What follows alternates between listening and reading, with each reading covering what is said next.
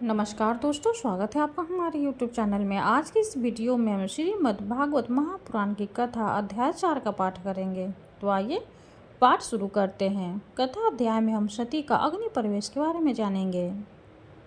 श्री मैत्री जी कहते हैं, विदुर जी, इतना कहकर भगवान शंकर मौन हो गए। उन्होंने देखा कि दक्ष के यहाँ जाने देने अथवा जाने से रोकने दोनों ही अवस्था में सती के प्राण त्याग की संभावना है। इधर सती जी भी कभी बंधुओं को देखने जाने की इच्छाओं से बाहर आती और कभी भगवान शंकर रुष्ट न हो जाएं, इस शंकर से फिर लौट जाती। इस प्रकार कोई एक बात निश्चित न कर सकने के कारण वे दुविधा में पड़ गई और बंधुजनों से मिलने की इच्छा बाधा पड़ने से वे बड़ी अनमनी हो गई। स्वजनों के स्नेहवश उनका हृदय भर आया और वे आंखों में आंसू भरकर अत्यंत व्याकुल हो रोने लगे। उनका शरीर थर थर कांपने लगा और वे अप्रतिम पुरुष भगवान शंकर की ओर इस प्रकार रोषपूर्ण दृष्टि से देखने लगी मानो उन्हें भस्म कर देगी।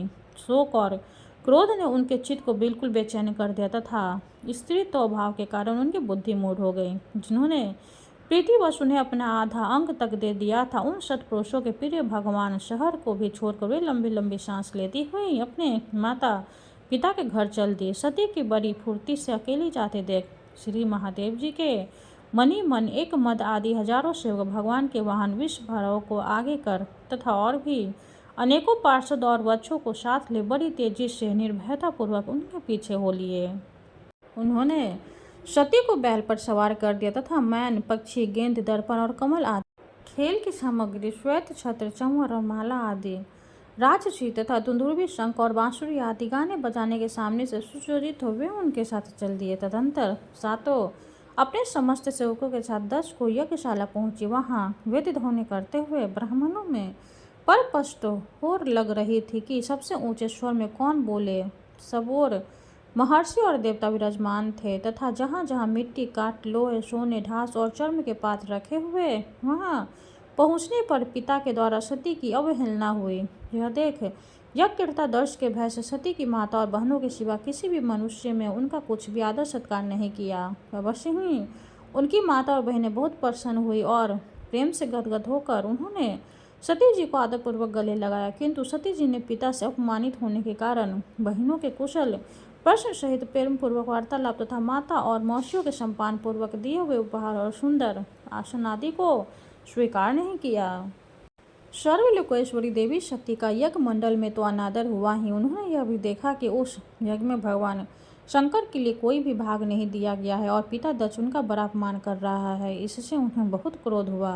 ऐसा जान पड़ता था मानव वे अपने रोष से संपूर्ण लोगों को भस्म कर दे कि दक्ष को कर्म मार्ग के अभ्यास से बहुत घमंड हो गया था। उसे शिव जी से द्वेष करते देख जब सती के साथ आए हुए भूत उसे मारने के लिए तैयार हुए तो देवी सती उन्हें अपने तेज से रोक दी और सब लोगों को सुनाकर पिताजी की निंदा करते लड़खड़ाते हुई वाणी में कहा। वे क्रोध से देवी सती ने कहा, पिताजी, भगवान शंकर से बड़ा तो संसार में कोई भी नहीं है। वे तो सभी देहधारियों प्रिय आत्मा है। उनका ना तो कोई प्रिय है ना अप्रिय, तो उनका किसी भी प्राणी से वैर नहीं है। वे तो सबके कारण एक सर्वज्ञ रूप है। आपके सिवा और ऐसा कौन है जो उनसे भेद करेगा।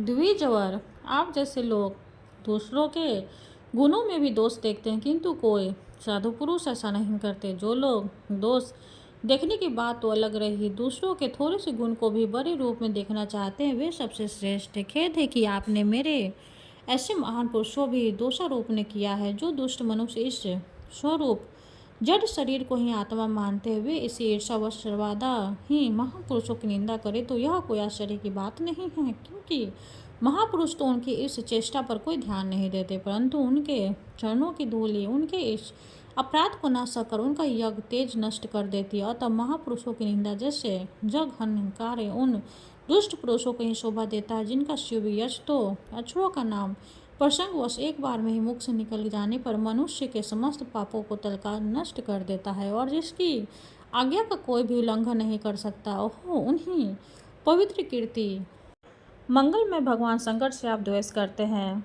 अवश्य हो, आप मंगल स्वरूप है। अरे महापुरुष की मन मधुर का महान मंदिर रस का पान करने की इच्छा से जिसने चरण कमलकों का निरंतर सेवन किया करते हैं और जिनके चरणारविंद साकार पुरुषों को उनके अभिष्ट भोग दिया देते हैं, उन विश्व बंधु भगवान शिव को आप वैर करते हैं। वे केवल नाम मात्र के शिव है, उनका वेश अशिव रूप अमंगल रूप है। इस बातों को आपके सिवा कोई दूसरा देवता संभवतः नहीं जानता, क्योंकि जो भगवान शिव शमशान भूमि समस्त मंडलों माता पिता की और पहने न मिल भूत पिचासों के साथ शमशान में निवास करते हैं, उन्होंने चरणों पर से गिरे हुए निर्मलों को ब्रह्मा आदि देवता अपने सिर पर धारण करते हैं। यदि निरसंकुश लोग धर्म मर्यादा को रक्षा करने वाले अपने पूजनीय स्वामी ने निंदा करते हैं, तो अपने में उन्हें दंड देने की शक्ति न होने पर कान बंद करके वहां से चला जाए, और यदि शक्ति हो तो बलपूर्वक पकड़कर उस बकवाद करने वाली मंगल रूप दुष्ट जिहा को काट डाले। इस पापों को रोकने के लिए स्वयं अपने प्राण तक दे दे, यही धर्म है। आप भगवान नीलकंठ की निंदा करने वाले हैं, इसलिए आपसे उत्पन्न हुए इस शरीर को अब मैं नहीं रख सकती। यदि भूल से कोई निंदित वस्तु खा ली जाए तो उसे वमन करके निकाल देने से ही मनुष्य की शुद्धि बताई जाती है। जो महामुनि निरंतर अपने स्वरूपों में ही रमन करते हैं, उनकी बुद्धि सर्वथा वेद के विधि निषेधमय वाक्यों का अनुसरण नहीं करती। जिस प्रकार देवता और मनुष्यों की गति में भेद रहता, उसी प्रकार ज्ञानी और अज्ञानी की स्थिति भी एक से नहीं होती। इसलिए मनुष्य को चाहिए कि वह अपने ही धर्म मार्ग में स्थित रहते हुए भी दूर के मार्ग की निंदा न करे। प्रवृत्ति और निवृत्ति रूप दोनों ही प्रकार के कर्म ठीक है। वेद में उनके अलग अलग रागी और विरागी दोनों प्रकार के अधिकारी बताए गए। परस्पर विरोधी अपने होने के कारण उक्त दोनों प्रकार के कर्मों का एक साथ ही एक ही पुरुष के द्वारा आचरण नहीं किया जा सकता। भगवान शंकर तो परमात्मा है, उन्हें इन दोनों में से किसी भी प्रकार का कर्म करने की आवश्यकता नहीं है। पिताजी, हमारा ऐश्वर्य अव्यक्त है, आत्मज्ञानी महापुरुष ही उसका सेवन कर सकते हैं। आपके पास ऐश्वर्य नहीं है, और यज्ञशालाओं में यज्ञ निर्लिप्त होकर प्राण पोषण करने वाले कर्मल लोग की उनकी प्रशंसा भी नहीं करते। आप भगवान शंकर का अपराध करने वाले, अतः आपके शरीर से उत्पन्न इस निंदनीय देह को रखकर मुझे क्या करना। आप जैसे दुर्जन से संबंध होने के कारण मुझे लज्जा आती है। जो हम महापुरुषों का अपराध करता है, उससे होने वाले जन्म को भी धिक्कार है। जिस समय भगवान शिव आपके साथ मेरा संबंध दिखलाते हुए मुझे हंसी में दशनाइन दक्ष कुमारी के नाम से पुकारेंगे, उस समय हंसी को भूलकर मुझे बड़ी ही लज्जा और खेद होगा। इसलिए उसके पहले ही मैं अपने अंग से उत्पन्न इस समतुल्य शरीर को त्याग दूंगी। श्री मैत्री जी कहते हैं, कामादिक शत्रुओं को जीतने वाले विदुर जी उस यज्ञ मंडल में दत्त से इस प्रकार कह देवी सती मौन होकर उस दिशा में भूमि पर बैठ गई। उन्होंने आचमन करके पीला वस्त्र ओढ़ लिया तथा आंखें मूंद कर शरीर छोड़ने के लिए वे योग मार्ग में स्थित हो गई। उन्होंने आसन को स्थिर कर प्राणायाम द्वारा प्राण को अपना को एक रूप करके नाभि चक्र में स्थित किया। फिर उदायन वायु को नाभि चक्र से ऊपर उठाकर धीरे धीरे बुद्धि के साथ हृदय में स्थापित किया। इसके पश्चात अनिंदा सती उस हृदय स्थित वायु को कर्म मार्ग से भूकुटियों के कुटियों के बीच में गई। इस प्रकार जिस शरीर को महापुरुषों भी पूज्य भगवान शंकर के कई बार बड़े आदर से अपनी गोद में बैठाया था, दक्ष पर कुपित होकर उसे त्यागने की इच्छा से मन स्वामिनी सती ने अपने संपूर्ण अंगों को वायु और अग्नि की धारण की। अपने पति जगत गुरु भगवान शंकर के चरण कमल मकरनंदा का चिंतन करते करते सती ने अपना सब ध्यान भुला दिया। उन्हें उन चरणों के अतिरिक्त कुछ भी दिखाई न दिया। इससे वे सर्वदा निर्दोष अर्थात मैं दक्ष कन्या हूँ ऐसे अभिमान से भी मुक्त हो गई, और उसका शरीर तुरंत ही योगामिशी में जल उठा। उस समय वहाँ आए हुए देवता आदि सब सती का देह त्याग रूप यह महानाश्चर्य चरित्र देखा। तब वे सभी हाहाकार करने लगे, और वह भयंकर कोलाहल आकाश में एवं पृथ्वी तल पर सभी जगह फैल गया। सब और यही सुनाई देता, हाय दक्ष के दुर्व्य व्यवहार से कुपित होकर देवादिदेव महादेव की प्रिय सती ने प्राण त्याग दिया। देखो सारे चराचर जीव इस दक्ष प्रजापति की ही संतान, फिर भी इससे कैसी भारी दुष्टा की है। इसकी पुत्री सुधर्दया सती सदा ही मान पाने के लिए योग्य थी, किंतु इसने उसका ऐसा निरादर किया कि उसने प्राण त्याग दिए। वास्तव में यह बहुत बड़ा ही असहिष्णु और ब्रह्मद्रोही है। अब इसकी संसार में बड़ी अपकीर्ति होगी। अब इसकी पुत्री सती इसके अपराध से प्राण त्याग करने को तैयार हुई, तब भी इस शंकर द्रोही उसे रोका तक नहीं। जिस समय सब लोग ऐसा कह रहे थे, उसी समय शिव जी के पार्षद सती के अद्भुत प्राण त्याग देख अस्त्र शस्त्र लेकर दक्ष को मारने के लिए उठ खड़े हुए। उनके आक्रमण वेग देखकर भगवान भृगु ने यज्ञ में विघ्न डालने वाले को नाश करने के लिए अपहृता रक्ष इत्यादि मंत्र का उच्चारण करते हुए दक्षिणाधिक आहुति दी। अर्धवीर भृगु जो ही आहुति छोड़ी की यज्ञ कुंड से ऋभु नाम के हजारों तेजस्वी देवता प्रकट हो गए। उन्होंने अपनी तपस्या के प्रभाव से इंद्र प्राप्त किया था। उन ब्रह्म तेज संपन्न देवताओं ने जलती हुई लकड़ियों के आक्रमण किया और समस्त कुहाक और प्रमथगण इधर उधर भाग गए। चौथा अध्याय समाप्त हुआ। हरे कृष्णा। अब हम शिव जी की आरती करेंगे। ओम जय शिव ओमकारा स्वामी जय शिव ओमकारा ब्रह्मा विष्णु सदाशिव अर्धांगिनी धारा।